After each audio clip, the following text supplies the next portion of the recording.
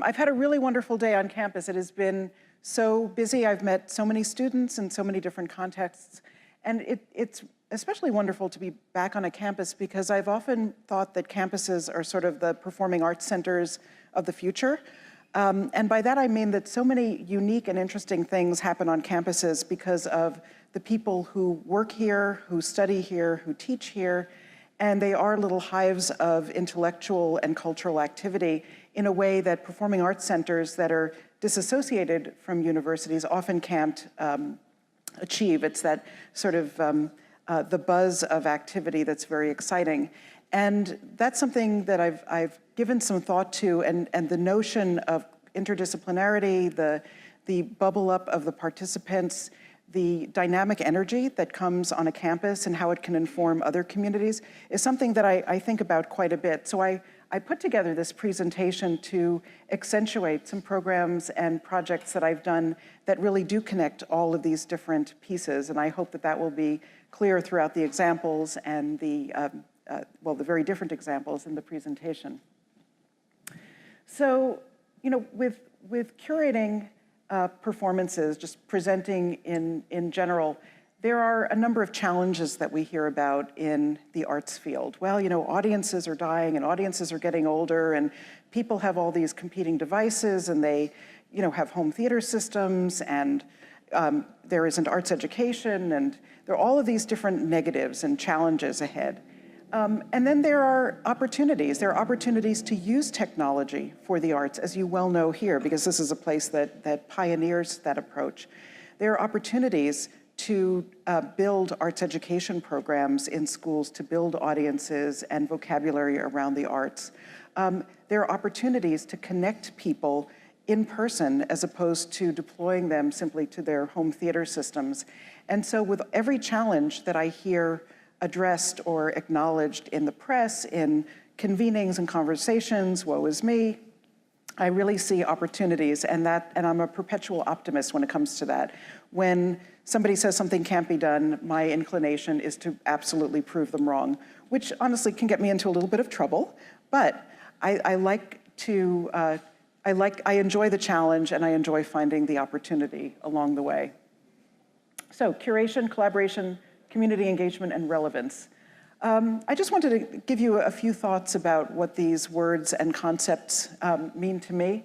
So curation isn't just the sort of image of someone masterminding a plan from sort of a distance from the art or from people around. There's a certain, zeitgeist of the idea and what you'll do with it. So for example, one of the things that I found when I was at Stanford University was the conversations that I had with students and faculty and the speakers who came to campus really shaped and informed the projects that I took on. And there was often a timeliness and a buzz in the air around certain concepts, sonification of certain natural phenomena, a series on music and the brain, on perception, studies that brought together history and politics and literature. As I got to know more faculty, more students, understood the context of the classes, many programmatic ideas would flow from that. And very often there were things that carried through from program to program, different conversations. So being sort of open and listening led me in some interesting directions. Collaboration, absolutely, part and parcel of what I do as a programmer and as a leader. And I look for people who have sort of the same sort of need to connect and to drive in a certain artistic direction. And there's often there are signs of when a collaboration is going to be fruitful or not. I've often been in situations where collaboration really is more like a tug of war for power. It's like, well, let's collaborate, but I want you to do it my way. And the collaborative process is so messy and requires such a level of trust and a sharing of ideas that is often not intuitive for many of the people who seek the collaboration, but just don't know exactly how to get started. But one thing that grounds every discussion is that people feel that this event needs to happen, that the world will actually not be it will suffer from this event not happening. And I'll get to one of those examples a little bit later on. So in collaborations, I look for partners who have this same sense of urgency and creativity and can bring something that's very imaginative to enhance a creative experience. Community. So very often programming can be viewed, arts programming can be viewed as a very lofty, distant thing that the idea is hatched and then we present it to the world.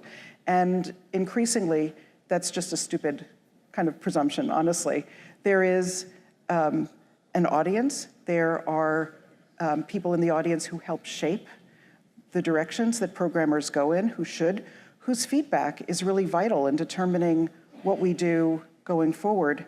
And audience is essential, not just in a transactional way, in filling a venue or providing that sense of responsiveness to a performer, but whose interests and perspectives, when one is open, actually inform and enrich the experience.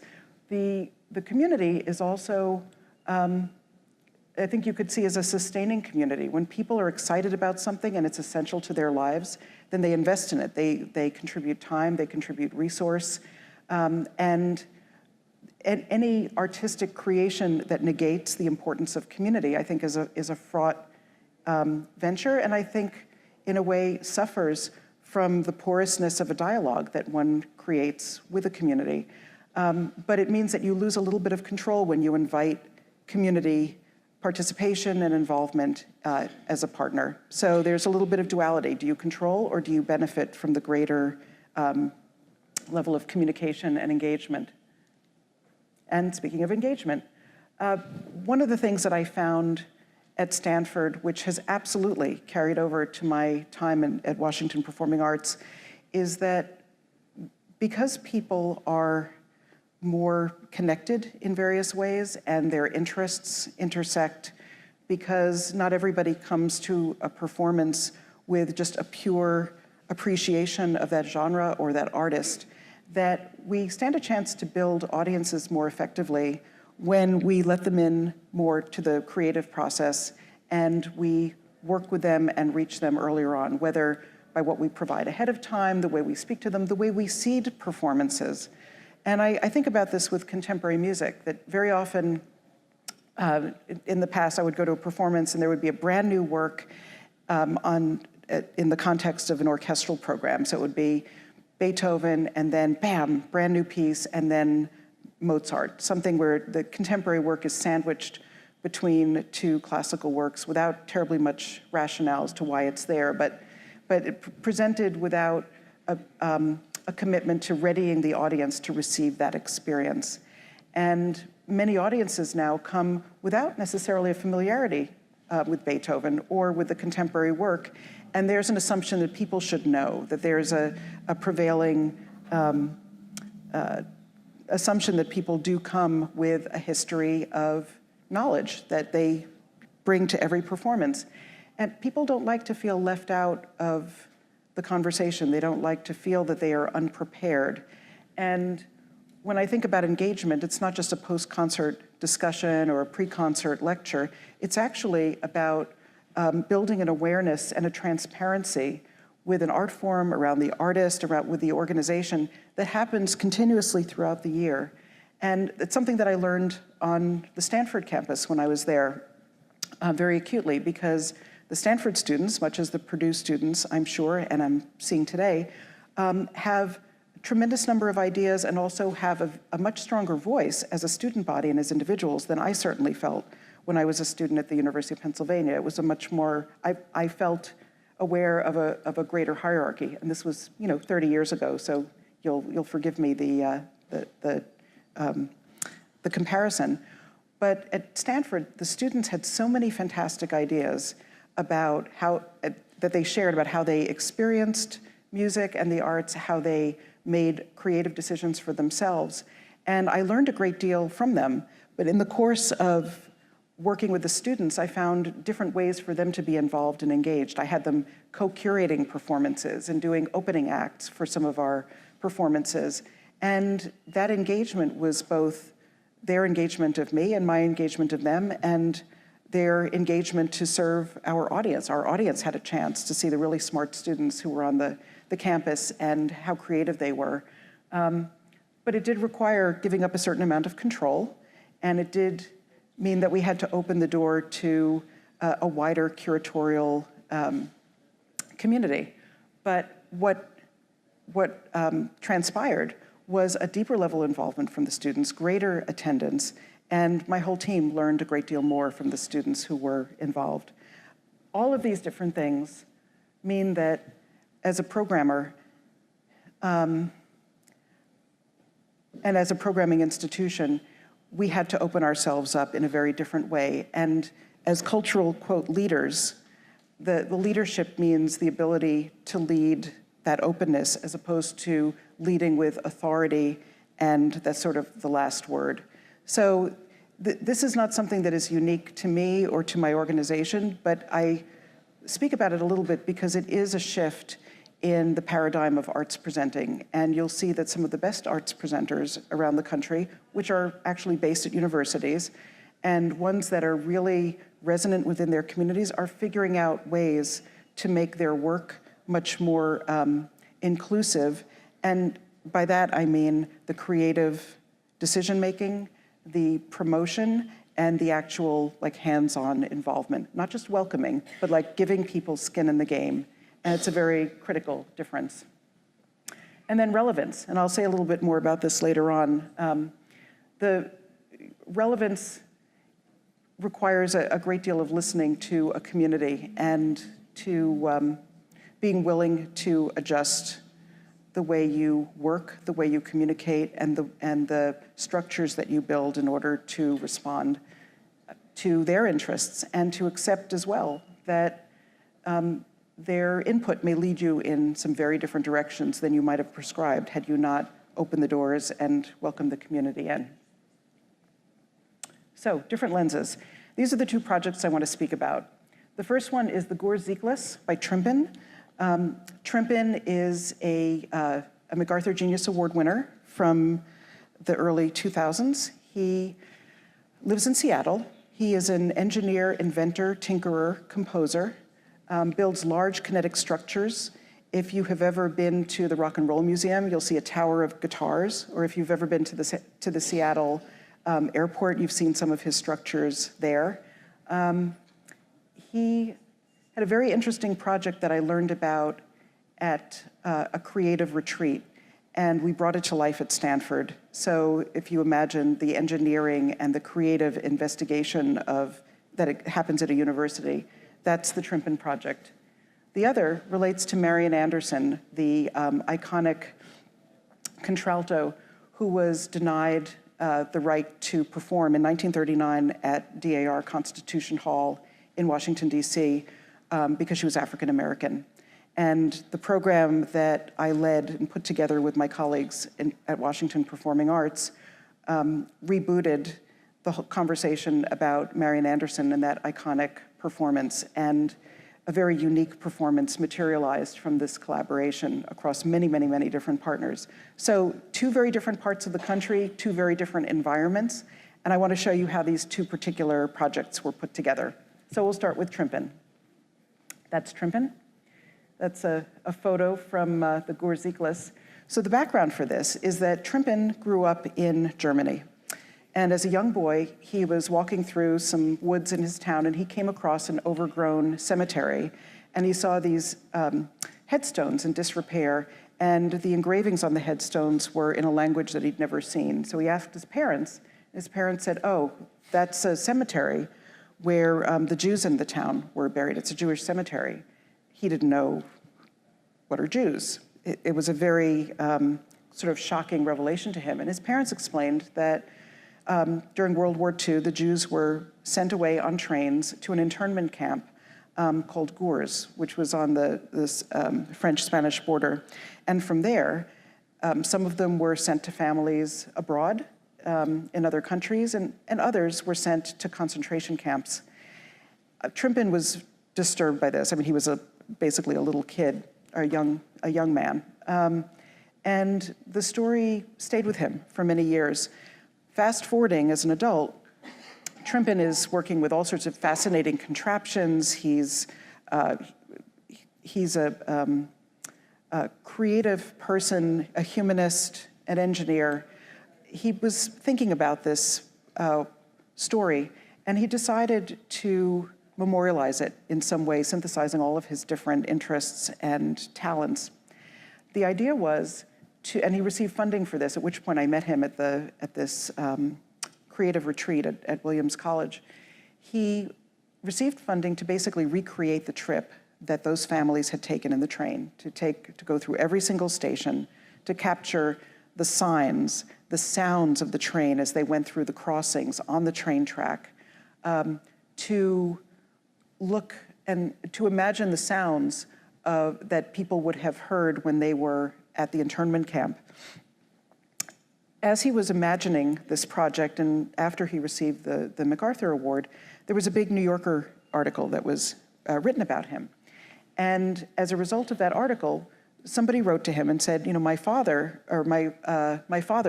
grandfather, Victor Rosenberg, was actually at Gours, and he sent our family like 200 letters. Would you be interested in receiving these letters and knowing a bit more about this internment camp? So, of course, Trimpin said yes, by all means, send it to me. And even though the camp was razed, it's not a historical site, there's nothing there, completely flattened and wiped out, he was able to reimagine what the camp looked like, sounded like, from the very detailed descriptions that Victor Rosenberg, who himself was like an 11-year-old kid, was able to give his family back in the US in the letters. So between the trip he recreated and that, a very powerful evocation of sound and visuals. What Trimpin did, and you can see this a little bit, is that he wanted to make this very palpable experience for the audience. So it was filmed, and he wanted to document his travels, but really he wanted to give a sensory experience of what it would be like to be on that train. So we basically gave him the entire large theater at Stanford Memorial Auditorium. He had 3 weeks in the space to install this kinetic theatrical piece.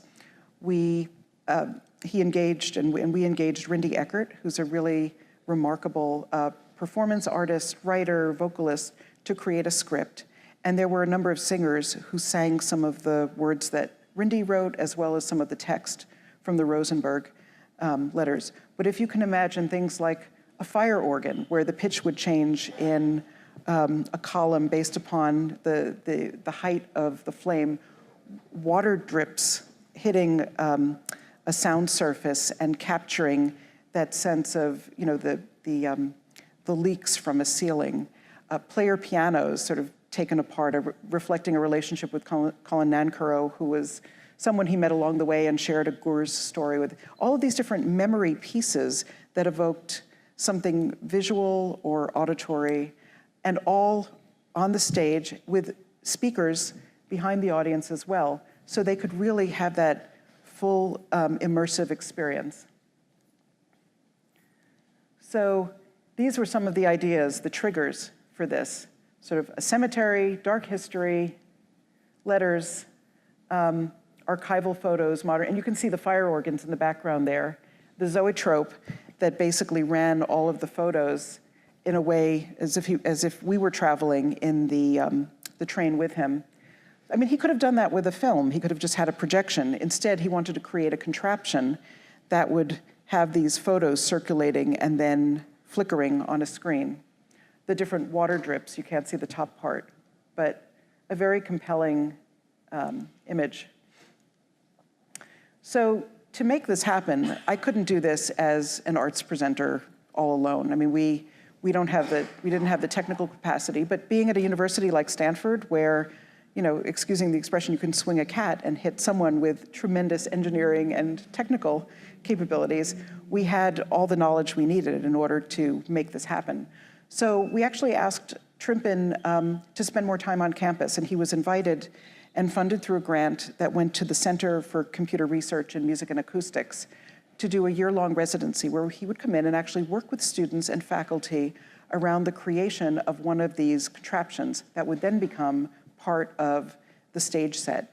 And he had drawn the contraption and he had imagined it, but he had never actually built it. So this was a learning thing for him, and the students were actually constructing one of the most important set pieces. This is Trimpin with a 40-foot teeter-totter that was put at at CARMA, the Center for Computer Research, Music and Acoustics. The idea was that as the teeter-totter moved, there was a wheel that would dip and then would go back the other way all throughout the piece. It would be triggered by a remote, and it would create, as you would imagine, the sound of train wheels on the tracks. So this was a perpetual sort of, I wouldn't say drone in the background, but you had the sense of motion, and then you had the giant 40-foot thing. It could have been a sampler doing this. It could have been some sort of loop. He wanted the contraption, and it was physically arresting. So this is Trimpin in front of his teeter-totter. I'll say the cartwheels through a cactus field. So that phrase, one of my favorite phrases of all time, I came back from this creative retreat that I mentioned to you, and I was so excited about this project. I went to one of my favorite collaborators at CARMA, and I said, oh my God, I've met Trimpin, and this is a great project. And she's like, oh my God, I've always wanted to work with Trimpin. I would do cartwheels through a cactus field to work with him. And an incredibly emphatic statement that I have always treasured. But and she knew exactly what this would be. She totally got it. But as I described this to some of my colleagues who had been used to, working with me presenting string quartets or things like the Kronos Quartet, where it was within more of a range of familiarity, they looked at me as if I was insane, that I'd really gone out and started down a path that was quite crazy, because nothing like this had existed before, and they couldn't really touch it, visualize it. So actually what I did was I got really cheap plane tickets, and I brought 10 people up to Seattle for the day, to Trimpin's studio, so that he could talk to us about the project and show us what those contraptions might look like based upon other prototypes.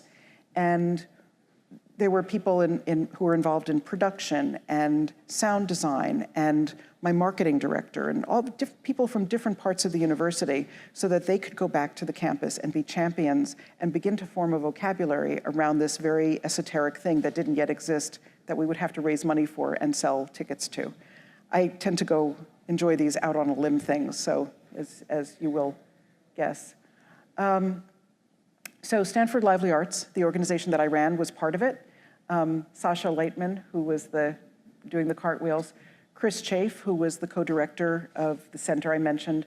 All these different partners came into play, and so these are some of the components we had. We had Rindy, we had floating projection screens, we had the Zoetrope that I pointed out, player pianos that were all out of tune, stacked on top of each other, the vocalists, the teeter-totters with rolling speakers, fire organ, and assorted contraptions and sculptures of Trimpin's invention. And then there was a world premiere that we had to get this done for when it didn't exist and things were still being built up until the last minute. So this will tell you a little bit more about the project. There's a longer film that we did, but these are some key excerpts. So enjoy this. This will help. Fostering an environment for work that doesn't exist requires a certain amount of courage. It requires a great deal of dialogue with the artists, and it requires an environment that trusts the creative impetus of a visionary person who is in the process of developing their work. Fortunately, I'm working with somebody like Randy Eckert, who has a very similar kind of work philosophy, that we only learn on the job. We only can do this work when everything is surround us to understand what's actually going on. Trimpin knows what he wants, but at the same time he's flexible and can recognize when a superior idea has emerged. Shrimpin? Yeah? Can we get a sense of that? Might start a little bit later. Yeah, that's what I'm thinking. Towards the end when the music gets a little bit more active. And the folding was very nice. It was this combination of new work that was expressed in a very unique way, and the magic of the physical manifestation of Trimpin's ideas that I was really drawn to. One of our colleagues, Sasha Leitman, wrote something that sticks in my mind, which is, I would do cartwheels through a cactus field. to work with Trimpin? The main reason I was excited was because I know at least half a dozen instances where I had an idea, started to research it, and I was like, Shrimpin did it. Yeah, well, you know what I realized was because we're going over the 2 voltage wires, there's no voltage difference, so. Sasha's application to bring Trimpin to campus was successful for a number of reasons. There was this established partnership with Lively Arts. We knew that there was a campus partner to have a dialogue with, that Trimpin wasn't going to come and hide in a bubble and not interact. We knew Sasha's capacity to teach a class like this, and that Trimpin would fit in well with the coursework that she's been doing, and that there was a student audience that was excited about this. Co-teaching with another artist keeps my own practice fresh and my own teaching fresh, and so as much as you refine things to get things better, I think it also is good to mix it up and sort of flip things over and think about them differently. You actually can, see the sequence of the turn of the crank. As a teacher, my goal is to have students who have been changed, who have been converted at some level to see the world in a different way. And the arts are the language for making that.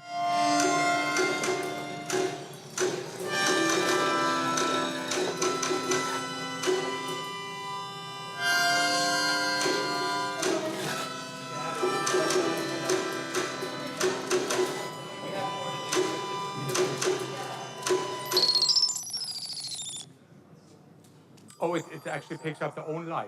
We basically kind of started at the beginning of the quarter, bringing ideas into class every week, and we would brainstorm with Trimpin and with Sasha.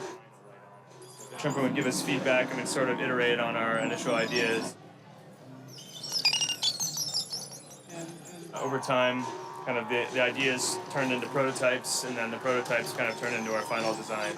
Within the arts, we're so focused on the final presentation that our audiences really don't have a very accurate sense of the process in bringing it to life. Without poetry or... We didn't really expect so many people for this kind of behind-the-scene talk, but it's great. So there are 12 different of these notes. They also could be played together with some flutes, which hanging back there above, there are recorder flutes.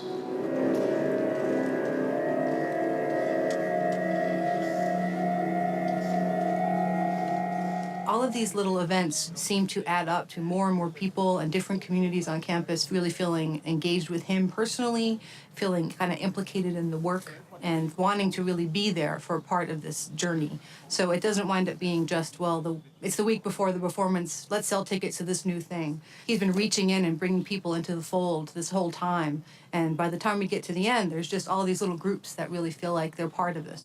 At the very heart of a liberal arts education, which is what Stanford is about, at its very core, there is an exposure to the things that the arts are all about, to creativity, to innovation, to imagination. We need to be able to have our students feel that the inner artist in them has been liberated.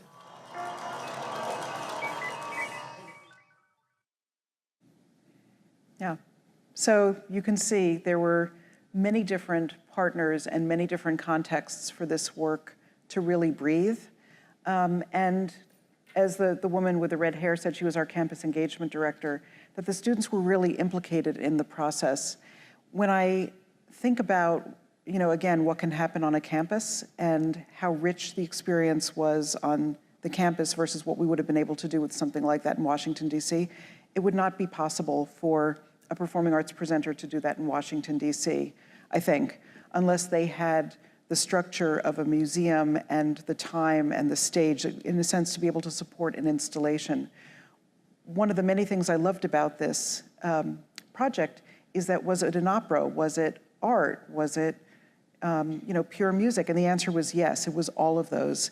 And that reflects the notion that actually the definitions around performance are beginning to soften, that there are so many other disciplines that can shape an artistic creation, And it's actually, in that way, an extremely healthy time to be an artist, because you can pull all these different interests and experiences and to assimilate all of that into something that then becomes a unique form of creative expression. The challenge is, for institutions like mine that may have slightly less flexible view of presenting, they will need to develop new skills in how they present that to an audience, because people think of audiences in monolithic ways, whereas artists are not identifying themselves in monolithic ways. And this is a real disconnect now in the arts, that you listen to a whole variety of things on your phone, I'm sure. You have many different interests. You go to a gallery, you're taking in visual and musical information and synthesizing it. And then you come to a series kind of like mine, and are you an orchestra subscriber? Do you like global music? And all of a sudden you're like, yeah, I like all of that. And where am I welcome? The institutional side is catching up to a great extent to things that are beginning to look and feel a little bit more like this. Maybe not as extreme, but still headed in this fully sort of developed direction artistically. So now, pivoting in a completely different direction, back to the Marian Anderson project that I told you about. So the backdrop for this is that I started at Washington Performing Arts, and one of my colleagues said, 1939, Marian Anderson stood on the steps of the Lincoln Memorial and sang for 75,000 people. And the 75th anniversary is coming up, we should do something. So, we had a couple board members who knew like Beyonce and other famous people, and the idea was that maybe we would just recreate that performance. And of course, if we did, Beyonce wouldn't show up. I'm sure that would, that was far-fetched. But the point was we could recreate that moment with artists singing what Marian Anderson had sung that day. Or we could think about it a little bit differently. And as you might guess, although you don't know me very well and haven't known me very long, I chose the latter of those two options, to take a completely different approach to imagining how we would honor Marian Anderson in 2013, 2014. I had inherited an organization that had become very focused on classical music. That classical music was always its anchor, but had drifted a little bit from the more broadly inclusive art forms that had characterized its very early years. And my goal, and in fact the board's goal, was to return to broader programming, to a more inclusive process of engaging audience, and to have Washington Performing Arts reflect more of a community-facing programming model than it had in more recent years. We have 2 gospel choirs. We're the only arts presenter in the country that actually has 2 resident gospel choirs, an adult gospel choir and our Children of the Gospel. So if you're 8 years old or you're 90, you have a place to sing in these gospel choirs. And the other interesting fact is that in 1965, when Washington Performing Arts was started, the founder, who was a noted impresario, had presented Marian Anderson. In fact, he presented some of her early performances, which was notable because when Marian Anderson, of course, tried to have the performance at DAR Constitution Hall and was rejected on the basis of her race, it was remarkable for her to return, and to return so many times to Washington. But in addition to that, the founder of Washington Performing Arts, when he built his first board of directors, he invited Todd Duncan to be the first chair. And Todd Duncan was the first interpreter of Porgy and Porgy and Bess. So if you imagine this very segregated city with an African-American chairman of the board who was an opera singer and one of the preeminent opera singers, there was a real desire to have the programming return to a reflection of a more inclusive community. So what did we do?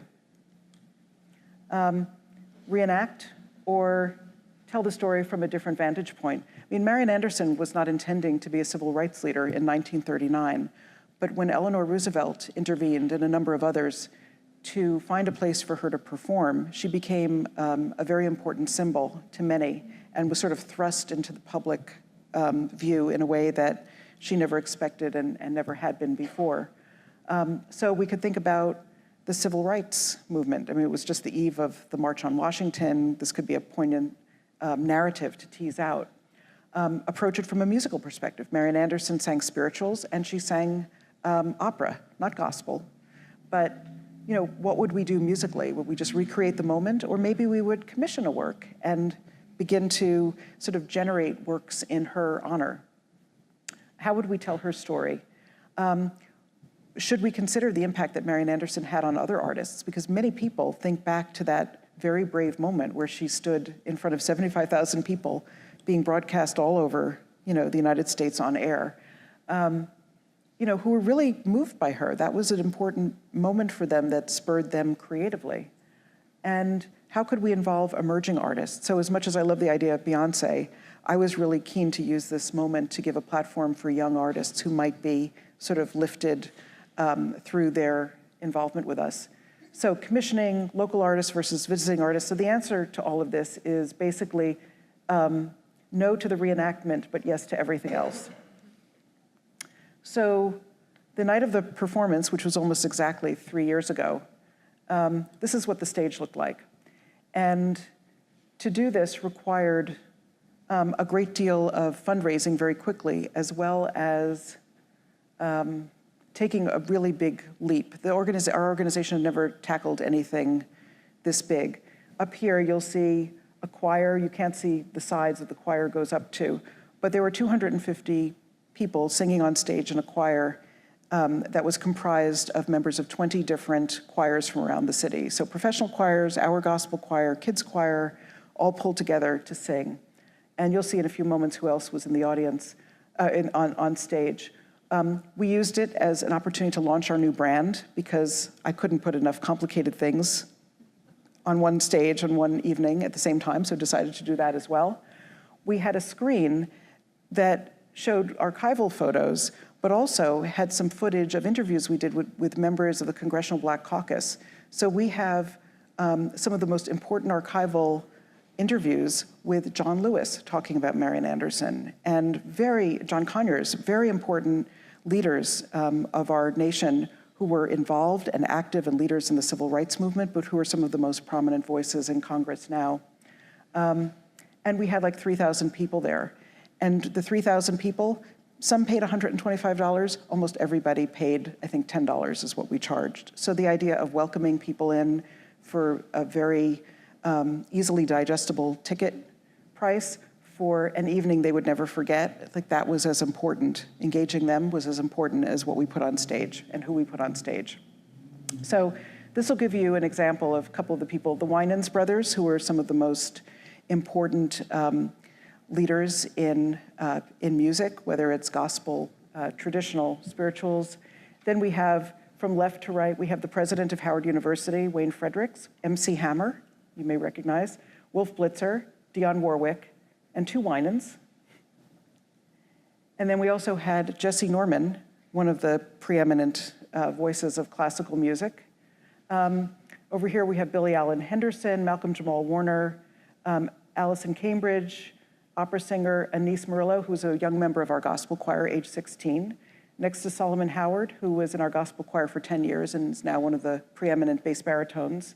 And Candace Glover, who was an American Idol winner.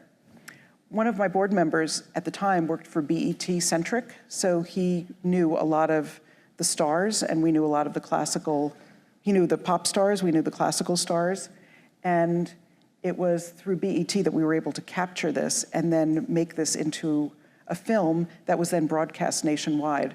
So here we have this performance with the choirs and the completely unknown young soloist alongside Dionne Warwick. We had Jesse Norman hearing this young woman saying, wow, you have an excellent voice.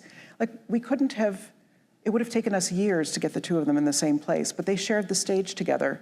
And we wanted, instead of having all these entrances of now welcome Miss Warwick, now welcome Wolf Blitzer, we wanted them all to sit on stage together and watch the night unfold.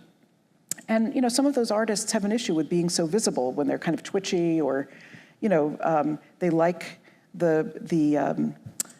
or we expect that they like that more of the pageantry, but in fact they wanted to sit there and be part of the evening and watch each other, and just seeing their faces light up when, or having them cheer or do a high five when somebody else succeeded in front of them was a really wonderful part of building that sense of community and shared celebration around Marian Anderson, because Marian Anderson was really the star, and everyone here supported that. Anise Merlot singing with the choir in the background with our music director, Stanley Thurston. And yeah, so this was the artist roster. People did it on a most favored nations basis, meaning that they all accepted the same fee and had the same terms for participating. It was an honorarium rather than a fee.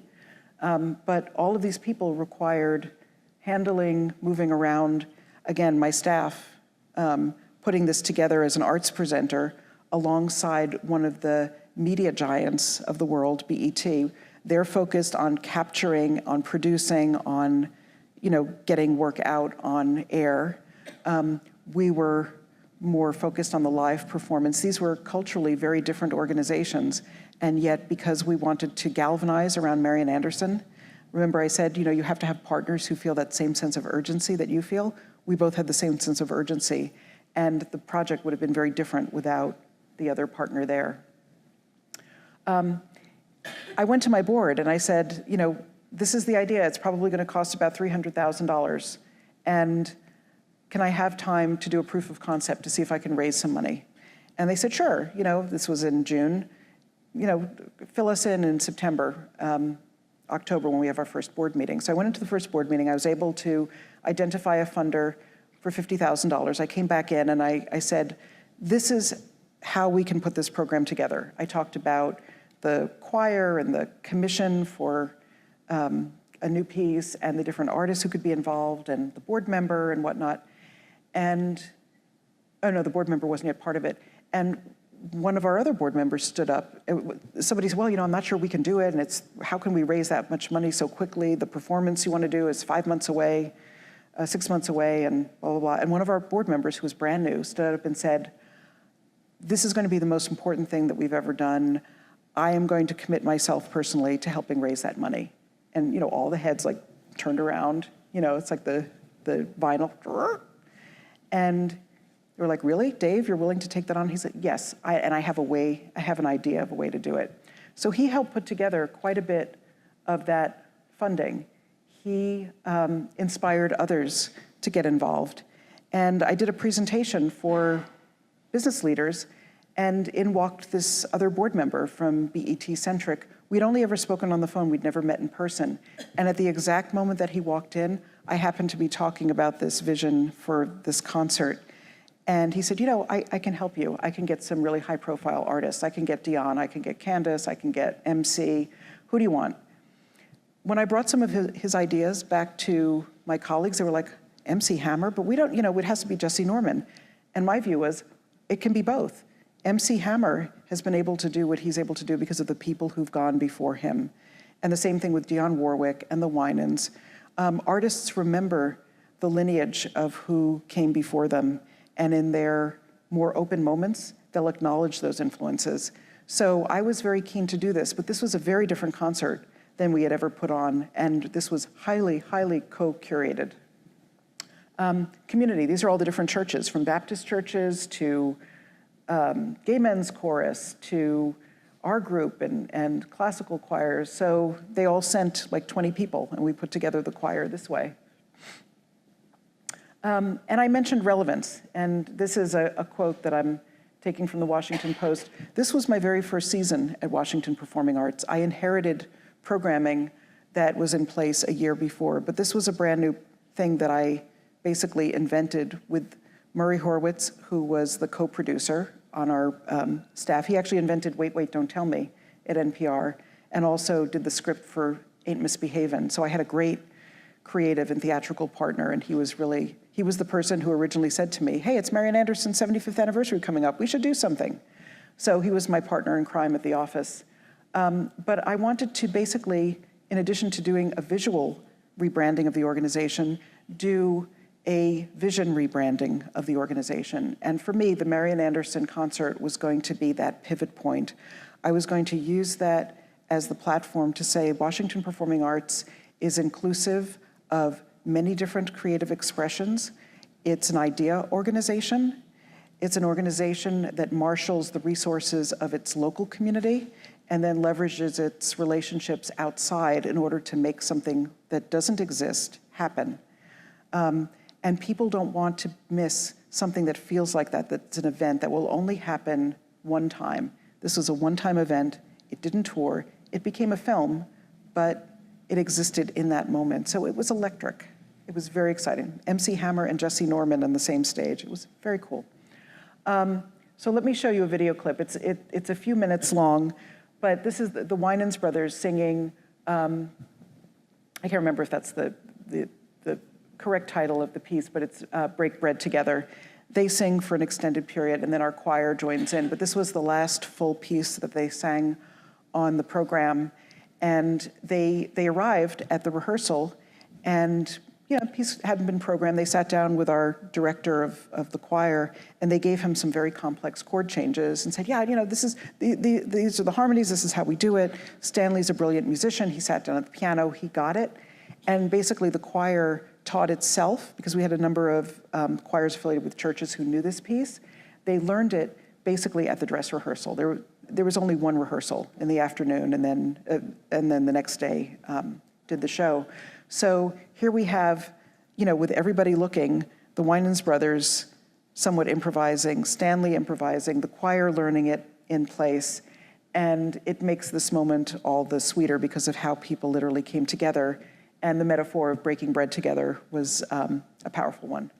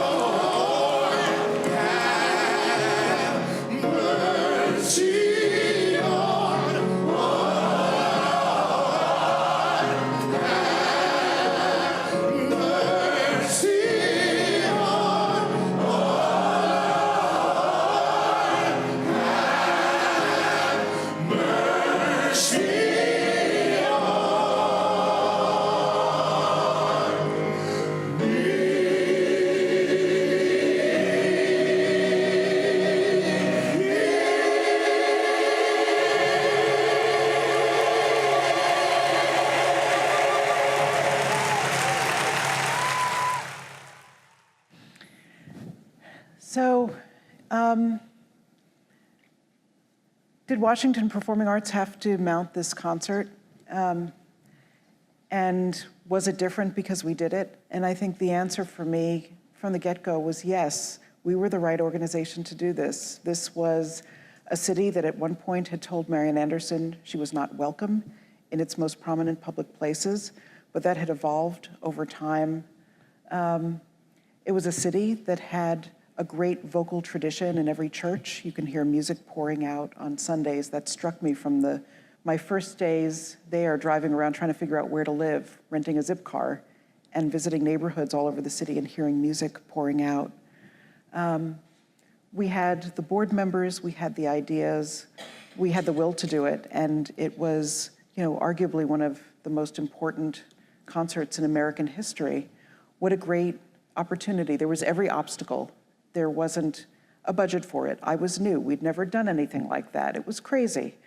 But there was also an opportunity to tell a story about the organization through art, not just through branding and an image and slogans and all of that. We could do that. But what does that feel like when you're in the room and in the presence of artists who have given this great thought and given emotionally and are watching each other? It was one of the most profound experiences I've ever had, one of the most terrifying experiences because it had to go perfectly. And as a credit to the Washington Performing Arts team, every single member of the team and board owned this moment. And so when we got to the other side of it and we celebrated, and people had pictures with MC Hammer and Dionne Warwick, including my daughter, who had no idea who they were, but they were famous, so there she is with a selfie. This was a concert that is still remembered and celebrated, and our goal is to make other performances, many other performances, feel as special and as compelling as this. So I'll leave you with just one more thought after that. I talked about relevance and the importance of engaging in this sort of bi-directional conversation and collaboration with community. And it's a lot easier said than done, much like collaboration, where, I want you to do it my way.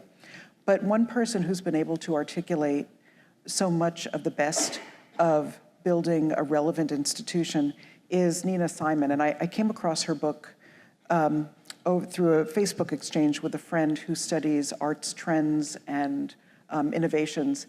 And she recommended this book. I went out and bought it, read it, and now there are about 22 people on my staff who formed book clubs and are reading it in sort of hives of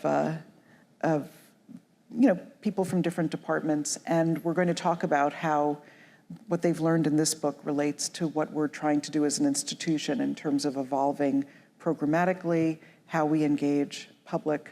But it struck me that if you're thinking about working for a cultural nonprofit, this is going to be a very important book for you to look at, and it's something that I feel very strongly about.